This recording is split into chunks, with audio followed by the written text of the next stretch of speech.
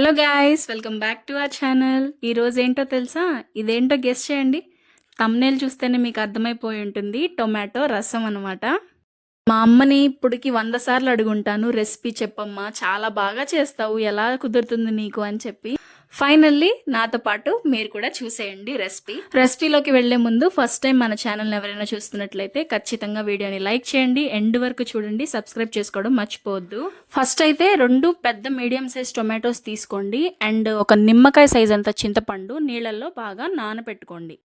Hot water తీసుకున్నట్లయితే మనకి తొందరగా నానిపోతుందన్నమాట ఈ రసం మొత్తం.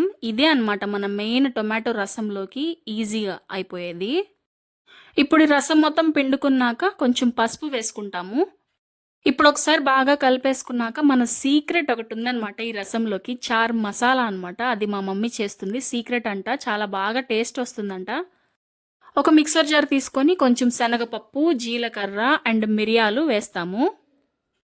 నెక్స్ట్ ధనియాలు అనమాట, చాలా మంచి ఫ్లేవర్ వస్తుంది ధనియాల వల్ల. తర్వాత ఒక 2-3 ఎండుమిర్చి తీసేసుకోండి. అండ్ ఇదంతా కూడా మెత్తగా పౌడర్ చేయొద్దు, కోర్స్గానే గ్రైండ్ చేసుకోండి. ఇదిగోండి చూపిస్తున్నట్లు అనమాట. అండ్ ఈ టమాటో రసం మంచిగా టేస్ట్ రావాలంటే బాగా పొంగుతున్నప్పుడు, ఒక పొంగు వచ్చాక రసము ఇది వేసుకోవాలన్నమాట. ఒక 2 స్పూన్స్ ఆఫ్ రసం పౌడర్ వేసాము. నెక్స్ట్ కర్రీ లీవ్స్ అనమాట, కరివేపాకు ఫ్రెష్గా 2 రెమ్మలు తెచ్చి వేసుకుంటే ఎంత మంచి ఫ్లేవర్ వస్తుందో చూడండి, ఆ సౌండ్ కూడా. నెక్స్ట్ సరిపడా కొత్తిమీర అనమాట. ఇప్పుడు రసం కోసం తాలింపు రెడీ చేసుకుందాము.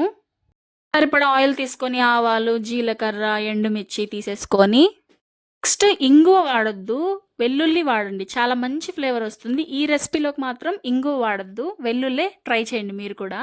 అండ్ నెక్స్ట్ కరివేపాకు వేసేస్తాము.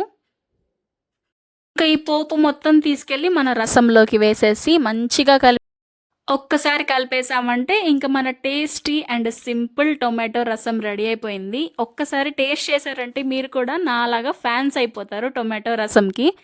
ట్రస్ట్ మీ గైస్, ఖచ్చితంగా ట్రై చేయండి. ఈ విధంగా ఈ కొలతలతో మంచి రసం పౌడర్ తయారు చేసి చేయండి. అంతే, వీడియో లైక్ చేయండి, షేర్ చేయండి, కామెంట్ చేయండి. మీకు ఎలా అనిపించిందో ఖచ్చితంగా చెప్పడం మర్చిపోవద్దు కామెంట్స్లో. ఈ రోజుకి ఇంతే గాయస్, మళ్ళీ కలుద్దామే కొన్ని రెసిపీస్తో. బాయ్.